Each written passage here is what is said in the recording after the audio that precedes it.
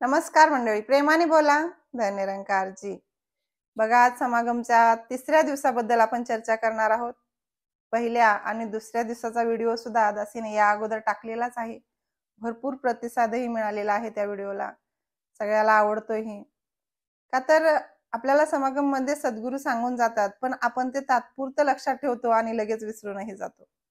पण असं कुठंतरी वारंवार त्या गोष्टीबद्दल जर चर्चा होत गेली तर आपल्या त्या डोक्यातही राहतील आणि विसरणारही नाहीत. आणि दासी अजून सांगेल की यानंतर 2 दिवसानं आणखीन एक व्हिडिओ दासी टाकणार आहे. आता तुम्ही म्हणाल समागमच्या 3 दिवसाचे प्रवचनाचे व्हिडिओ तर झाले, मग आता चौथा व्हिडिओ कशाचा? तर आता चौथा व्हिडिओ हा निरंकारी राजपिताजींनी आपल्यासाठी काय सांगितलंय आणि सद्गुरूशी कसं जोडून ठेवण्याचा प्रयत्न केलाय हे आपण या चौथ्या व्हिडिओमध्ये बघणार आहोत. आणि हा चौथा व्हिडिओ दासी 2 दिवसानं नक्की टाकण्याचा प्रयत्न करेल. बघा, सद्गुरूंनी तिसऱ्या दिवशी आपल्याला काय सांगितलं. माताजींनी सुरुवातच केली की धुकं होतं, वातावरण खराब होतं दिल्लीला समाला काही ठिकाणी यावर्षी. बऱ्याच वेळेस असतं, पण यावर्षी जास्त खराब होतं. का तर धुकं सुद्धा एवढं होतं की समागमच्या पंडालमध्ये सुद्धा आपण बघत होतो, ज्यावेळेस मोबाईलवरून किंवा टीव्हीवरून आपण समागम बघत होतो त्यावेळेस समागमच्या तिथं पंडालमध्ये सुद्धा एवढं धुकं दिसत होतं त्या कॅमेऱ्यातून सुद्धा. लांबचे लोक महात्मे तर दिसतच नव्हते आपल्याला. माताजींनी सांगितलं की जसं की ही धुंद पडली, म्हणजे हिंदीमधून त्याला माताजी धुंद म्हणत होत्या, आपल्या इकडे धुकं किंवा धुई म्हणतो आपण. जसं की हे धुकं पडलंय, ह्या धुक्याला काय वाटत असेल की माझं किती मोठं अस्तित्व आहे, जिकडं तिकडं मीच आहे.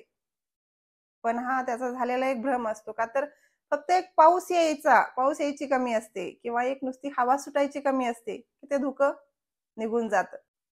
माताजीला यातून सांगायचंय काय, तर ब्रह्मज्ञान घेऊनही आम्ही जर अशा धुंदीत असू तर मी हे केलंय, माझ्यामुळं हे होतंय, मी असं, मी तसं, मी मी मी मी तर तेव्हा मात्र ह्या ब्रह्मज्ञानाचा सुद्धा काही फायदा होत नाही.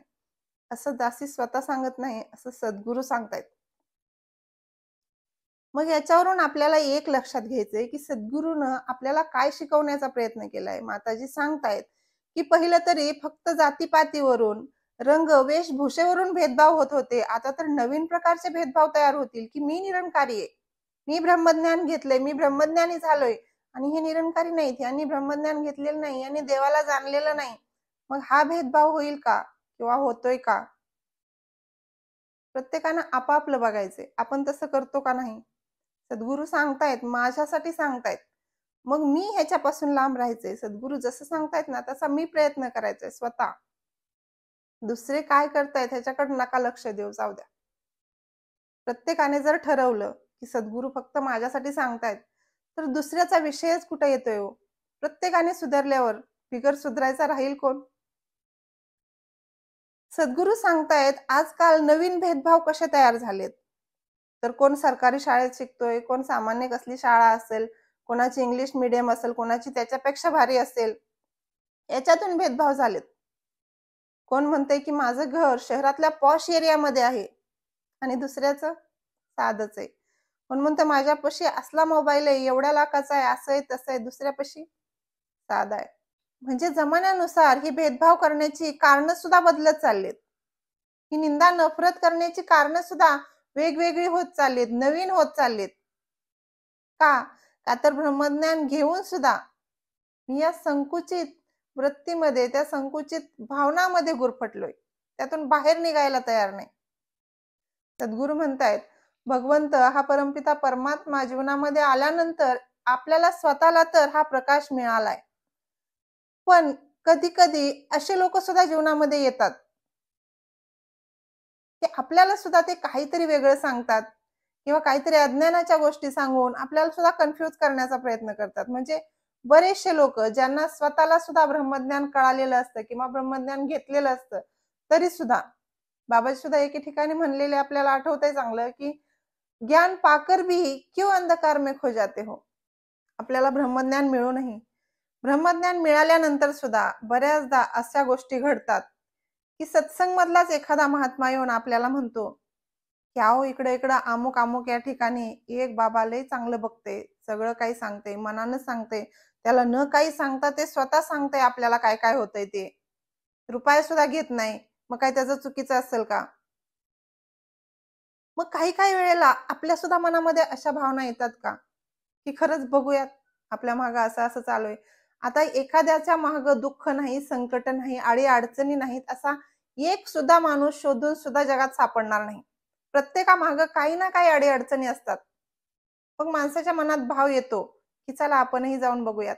मग त्यावेळेस कुठं जातं ब्रह्मज्ञान, कुठं जातं सद्गुरूनं सांगितलेली वचनं आपल्यासाठी. मग माताजीला हेच सांगायचंय, की काहीतरी बऱ्याच वेळेस, की ब्रह्मज्ञान घेतलेले महात्मे सुद्धा आपल्याला भरकटण्याचा, भरकटवण्याचा प्रयत्न करत असतात. म्हणजे त्यांचा भावही आपल्याला कुठेतरी भरकटत नेण्याचा नसू शकतो. पण कुठेतरी आपली सुद्धा चलबिचल तिथं होत असते, की खरं असं करावं का? म्हणजे या मार्गावरून कुठेतरी आपली सुद्धा हळूहळू हळूहळू वाटचाल बदलत जाते. म्हणजे आपण सुद्धा त्या विचारामध्ये सामील होत जाऊ. पण माताजींनी सांगितलंय अशानं विस्तार होणार नाही. माताजींनी एक सुंदर उदाहरण सुद्धा सांगितलं बघा. माताजी म्हणतायत, एक मेंढर पाळ्या असतो माणूस आणि तो भगवंताला प्रार्थना करत असतो, अरदास करत असतो, की भगवंता तू मला भेट दे. मी तुला माझ्या मेंढ्यांच्या केसापासून एक सुंदर स्वेटर तयार करून देईल. आता तिथे एक शहाणा व्यक्ती येतो, ज्ञानी व्यक्ती येतो आणि ती म्हणतो, भगवंताला अशी अरदास करायची असते का? ज्यांनी ही तुझी सगळी शेळ्या मेंढर सगळी त्यानंच बनवलेली आहेत आणि त्यानंच बनवलेल्याला तू काय वापस देणार? भगवंताला अशी अरदास करायची नसते आणि ती मान्यही होत नसते. तू या या पद्धतीने अरदास कर. आता नवीन काहीतरी शब्द त्याला देऊन तशी अरदास शिकवतो आणि तो व्यक्तीही जो मेंढर पाळलेला असतो तो व्यक्ती सुद्धा त्याच पद्धतीने अरदास करायला लागतो. माताजी म्हणतात की आता भगवंत ज्यांनी याला अरदास करायला शिकवली ना नवीन पद्धतीनं, त्याच्याकडे जाऊन भगवंत त्याला म्हणतो, तू माझ्या भोळ्या भक्ताला सुद्धा का करप्ट करून टाकलंस? का तर तो पहिल्यांदा जे भोळ्या भावानं जी अरदास करत होता ना, ती मला खूप आवडत होती. साधा साधा भोळा होता तो माणूस. खूप छान वाटत होतं. पण ज्यावेळेस तू त्याला सांगितलंस ना काहीतरी वेगळंच पाठ करून त्याला जे म्हणायला लावलंस ना, त्याच्यामध्ये तो भावच नाही.